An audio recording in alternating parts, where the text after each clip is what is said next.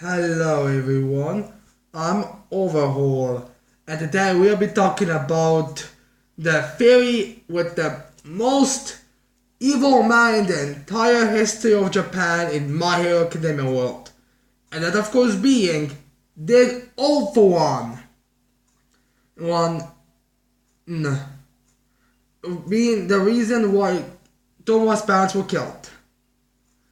I think now actually, if I really wonder why the names of the fair sound weird, is because originally it was called the All For One killed Thomas Parent, but since we know that's not the case, but he could still be a part of it.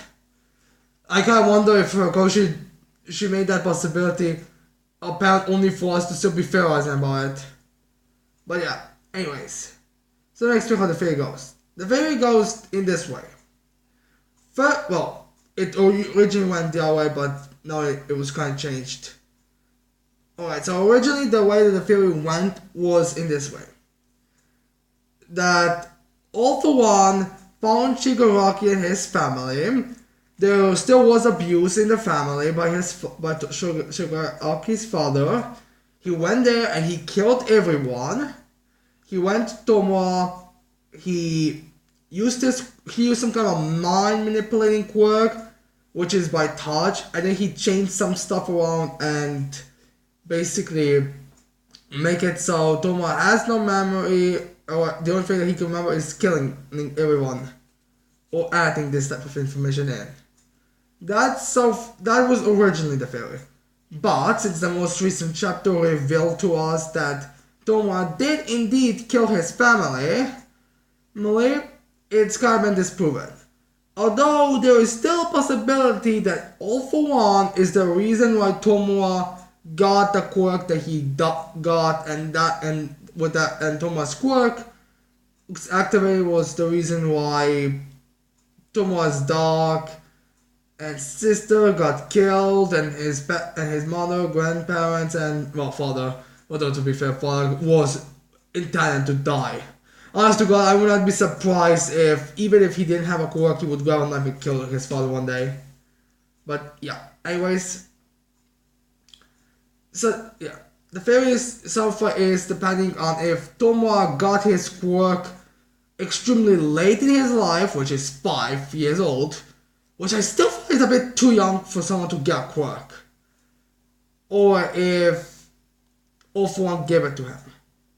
And the reason why that's still a possibility is because during the beginning parts of Tumara's flashbacks or backstory, we see a man who is very similarly dressed as All For One, who is only real different, and his face is shadowed and wearing a cap to kind of hide it, who brings back Tumara home. And from our understanding, there doesn't seem to be a big gap in time.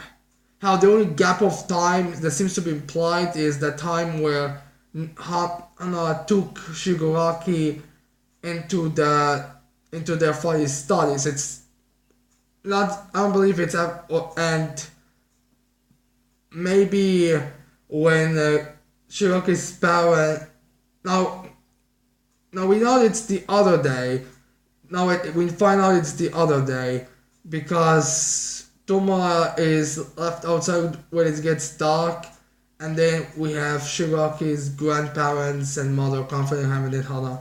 So I guess there's a gap in days. It's the other day. So yeah, that seems to be implied that All For One, before he brought Shigaraki home, he did something to make him to grant his quirk, and then activate the next day. Or the next night. Or anyway, so that seems to be the theory, which is a possible theory. I mean, we don't exactly know how quickly a quirk can be activated when All For One transfers it, because we know some quirks can vary in time from a person. For example, twice his quirk. Himself in instant, like in seconds. But someone like Darby or Tomo, but those copies take a longer time. So it's possible that, well, All For One, as soon as he transfers a quirk to him, he can use it instantly. If he does that to a person, it's gonna take some time.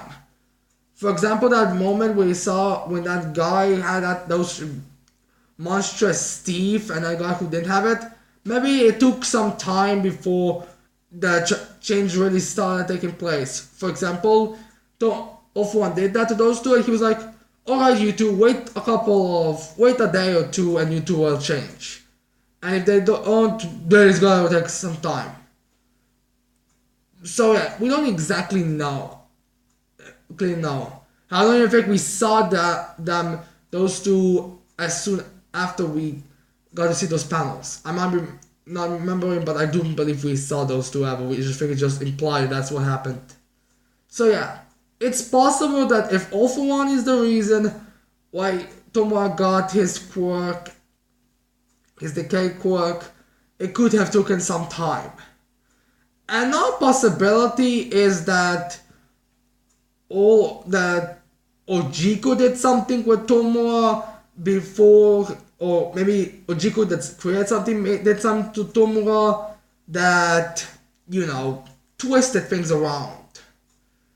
For example, if, let's say, the quirk didn't come from All For One, which, by the way, we need to remember that when All For One and Ojiko were discussing Tumara's quirk and all that, they say that's a new mutation. They were kind of talking about like they didn't know. Which kind of implies that that quirk did come naturally. But it could just be that maybe when All For One was transferring quirks, he was transferring two destructive quirks that combine and fuse like Bakugo's quirk. They were his parents to fuse into Bakugo, and those two random quirks turn to decay, or maybe they made a chemical that was supposed to be a destructive quirk. It just happens that quirk is more destructive. It just happens to be more destructive than expected.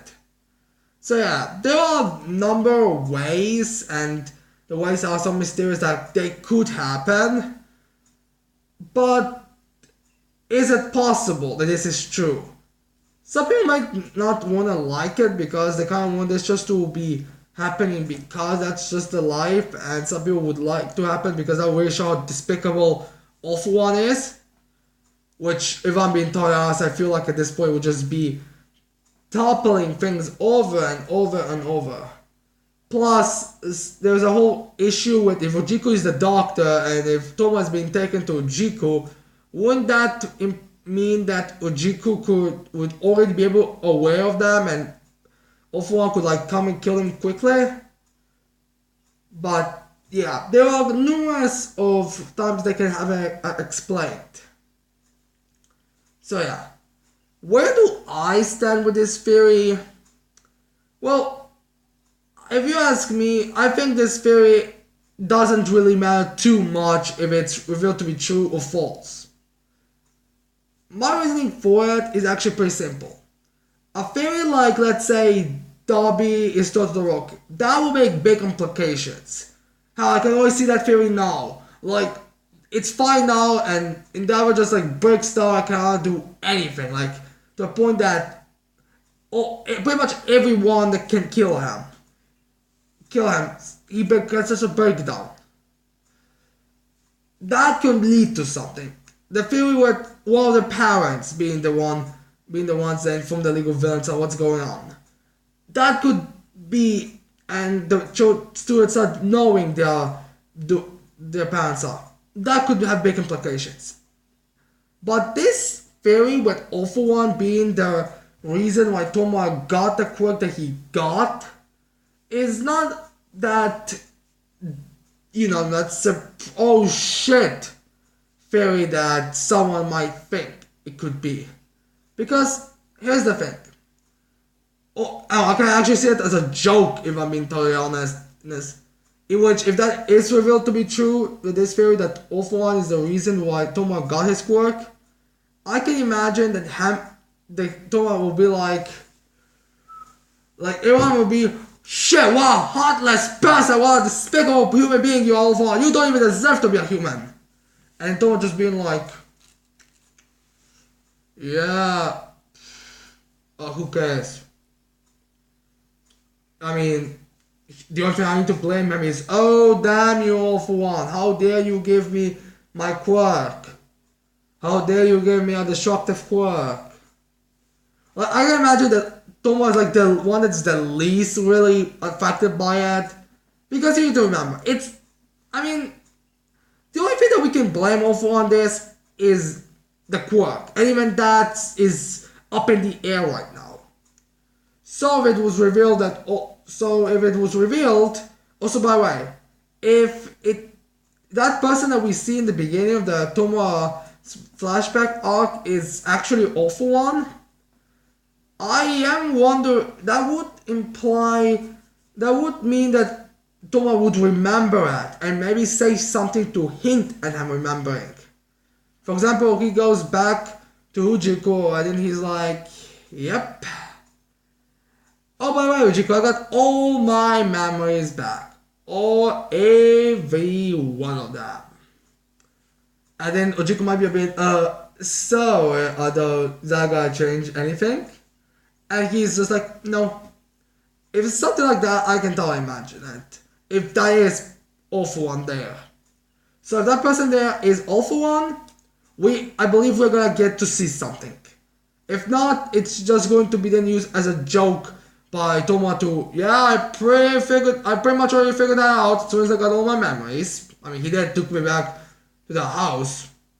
So yeah, if that person is all for one, we will find out, or at least get a hint at that being the case. If it's not, alright.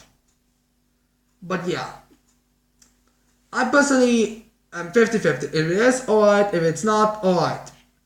There's nothing major about it, and how I can't even imagine there being anything major in the story.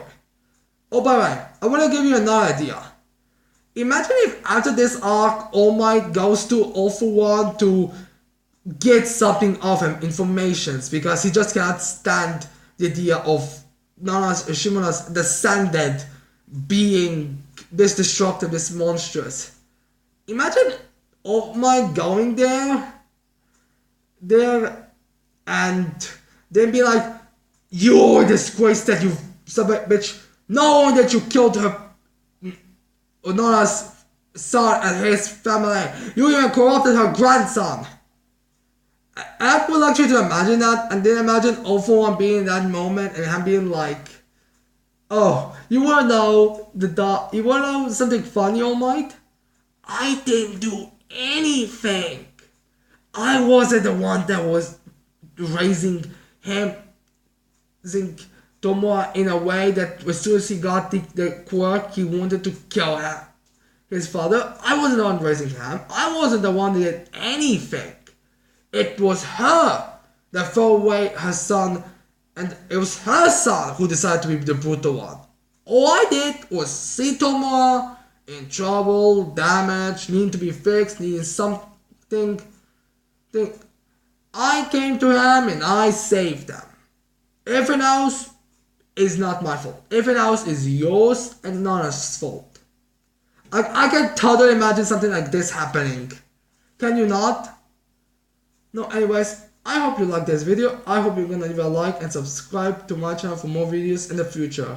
If that's it, I can't wait to see all of you people next time. Bye.